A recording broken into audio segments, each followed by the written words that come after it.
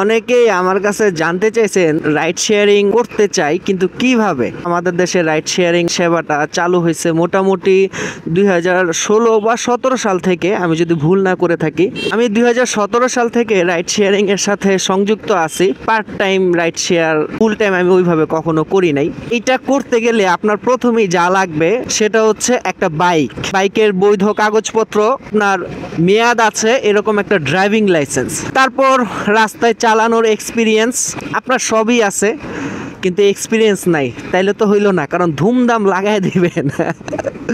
অনেকে আছে এরকম নতুন রাইড শেয়ারিং করতে এসে নিজেও বিপদে পড়ে, অন্যকে বিপদে ফেলায়।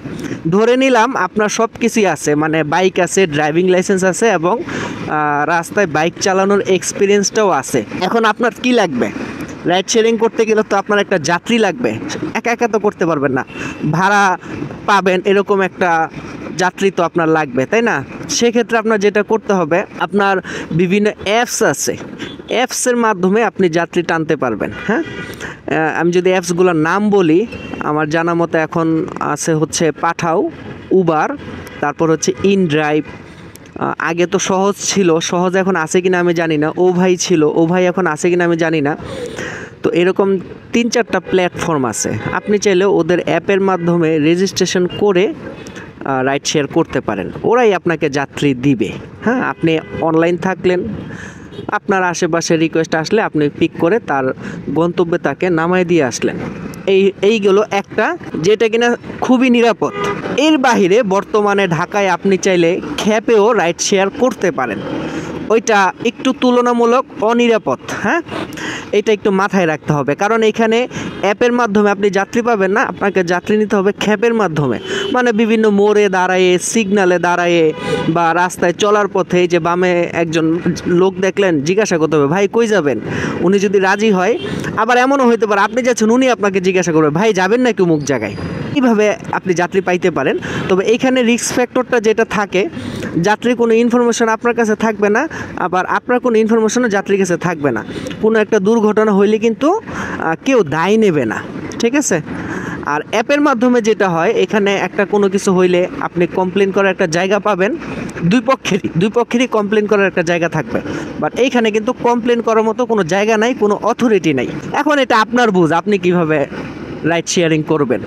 তবে আমি অ্যাপের বাইরে রাইড শেয়ারিং করি না, খুব বেশি পরিচিত না হইলে। এবার আসি, আপনি কেমন ইনকাম করতে পারবেন। আপনি অ্যাপের মাধ্যমে যদি দিনে 8 ঘন্টার মতো রাস্তায় থাকেন, তাহলে সব কিছু দিয়া থুয়া 1000-1200 টাকা হয়তো রাখতে পারবেন, 1500ও রাখতে পারেন অ্যাপের মাধ্যমে, কারণ এখানে অ্যামাউন্টটা একটু কম আসে। সত্যি বলতে অ্যামাউন্টটা একটু কম আসে। অ্যাপে যেখানে একটা দূরত্বের ভাড়া আসবে 100 টাকা, আপনি খ্যাপে গেলে ওখানে ভাড়া পাবেন 150 টাকা, বা 150 টাকা বলবেন এবং যাত্রী হয়তো 150 টাকায় যাবে, বা 200 টাকা বলবেন, যাত্রী হয়তো 180 টাকায় যাবে। এরকম অ্যাপে ভাড়াটা কিন্তু কম আসে, নিরাপত্তার খাতিরে ভাড়া কম আসলেও এটাই আপনার চয়েস করা উচিত আর কি। আর যদি আপনি খ্যাপে মারেন, তাহলে আপনি এরকম 8 ঘন্টা যদি রাস্তায় থাকেন, তাহলে এখানে ওই যে বললাম না 1200 থেকে 1500 টাকা, সেখানে অ্যামাউন্টটা হয়ে যাবে আপনার 2 থেকে 2500 টাকা সব কিছু দেওয়ার পরে। মানে তেল খরচ, খাবার খরচ, মানে রাস্তায় থাকলে তো খাবেন টাবেন, একদম না খায় তো রাইড দিতে পারবেন না, সব মিলে ঝিলে আর কি।